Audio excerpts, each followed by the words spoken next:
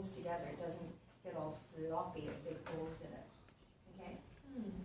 So check your stuff for this. The longer pieces, of course, in the first 3 pages. If it's not there, you have some work to do. So that's the hook. And then, so this is stuff to really start checking for.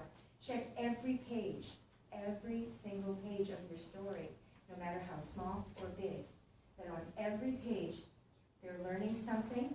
That the opportunity to shift and change in some way is there.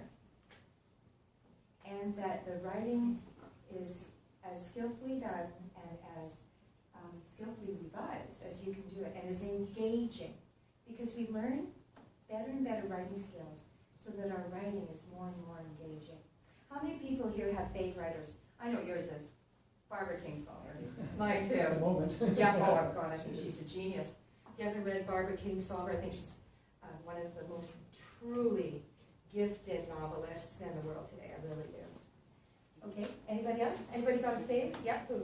Great Bradbury. Oh my God.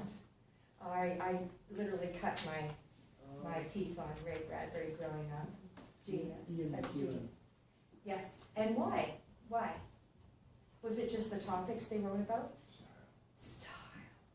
What's the style? Style is your writing voice, your writing skill. And you develop that by all this kind of stuff. Yeah? Anybody else? Stephen King. Stephen King, yeah. Does anybody know that the first year of his writing career, he supported himself and his family on a writing erotica? Oh, I never knew that. 10 years. I knew he threw Carrie Paid in the bills for garbage. 10 years, so He threw, don't poo-poo on it. he threw Carrie in the garbage and his wife took it out and said, "What are you doing?" Yes, that's right. Smart lady. Yeah. And she Okay. was the one that came up with the idea, because she had Yeah. a girl at school that freaked out because her Didn't periods had everybody know? started. Yeah. And then he got Awesome the idea, story. that You was- either were a Carrie or you knew a Carrie in high school. Oh, gross. Alrighty, so that's the stuff that is part of that hook that pulls people in. The bridges and wraparounds, it's that little, this is what's called a segueing from in a big piece from chapter to chapter. It's that bridge where the reader crosses from that end of the chapter into the next chapter. That's called a segue. It also, the segues between scene to scene, and it gets smaller and smaller, down to paragraph to paragraph. There's, it flows. There's a bridge that you just keep walking. You don't want your reader to stop walking. Just keep walking through that world, whatever that world is.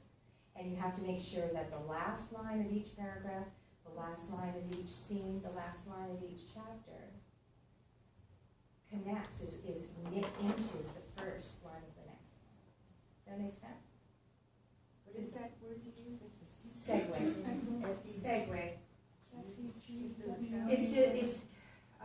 It's like a bridge. A bridge is one piece part of writing to the next. Yep.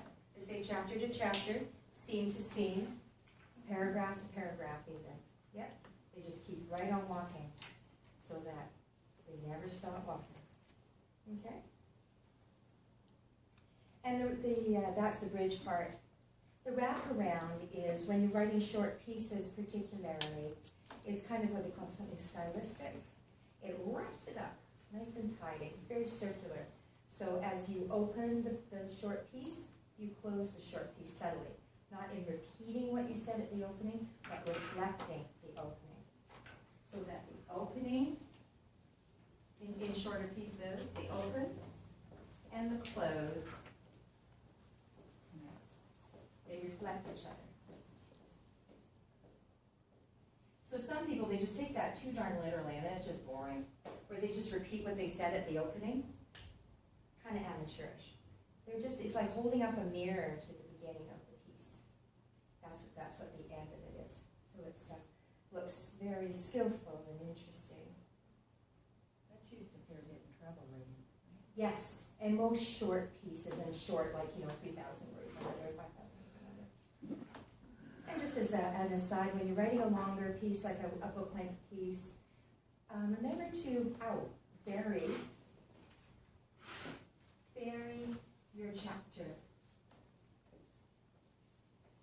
your chapter word counts.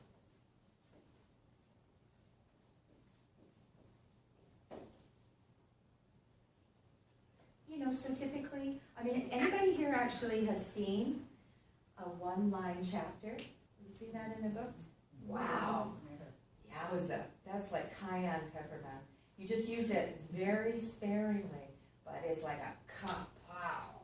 It's really amazing. So they finished that one, and then chapter 9 or whatever, and there's like one sentence or maybe one paragraph.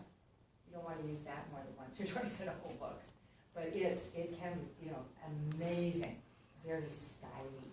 It's fantastic. I've seen Stephen King actually. Yep, Use just yep. a paragraph. Lots of thrillery stuff is like So that. what would you say in this one line? I don't It know. depends on the story you're telling.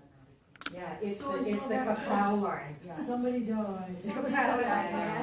And she never saw him again. Yeah. Okay. And by the way, never use, little did she know. Never. It's the Oh. only thing I'm going to tell you never to do is never use the line, little did she or he or they know. No. She's too much overused. Yeah, it's like, oh wow.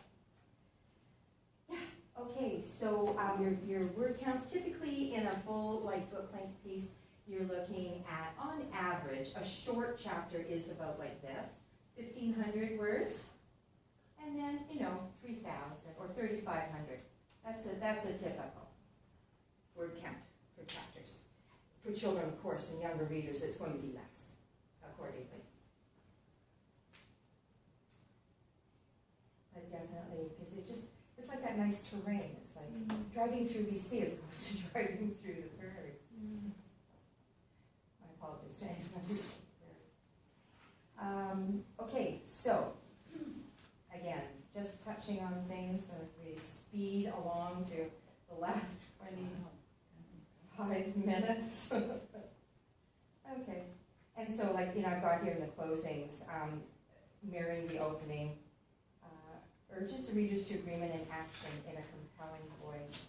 It's always the compelling. Good writing is what I call the grand seduction.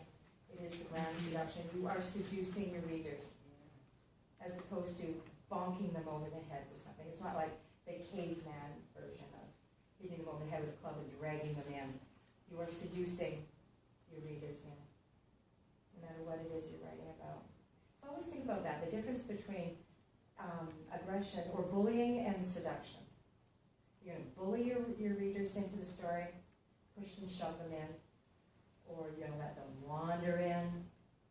So there's like passive or the aggressive, and then there's the seducing of the reader into the story.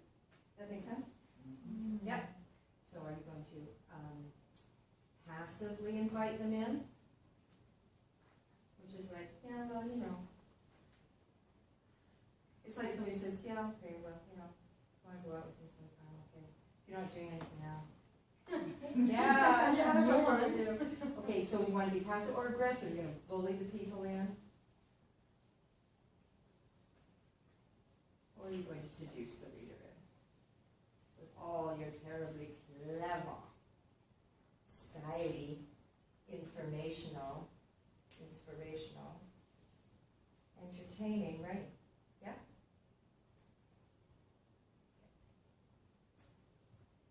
All right. Okay, good. So, everybody got this? Let's go to the mechanics stuff. It's always interesting trying to take a 3-month course and deliver it in 2 hours. It's lovely. It's way cooler than 3 months, trust me. Okay, so let's go to the 3rd page as I suggested. In those 2, and we're going to spend literally 2 minutes on each question. Why am I writing this story? So is this either a story you're writing right now or a story you write like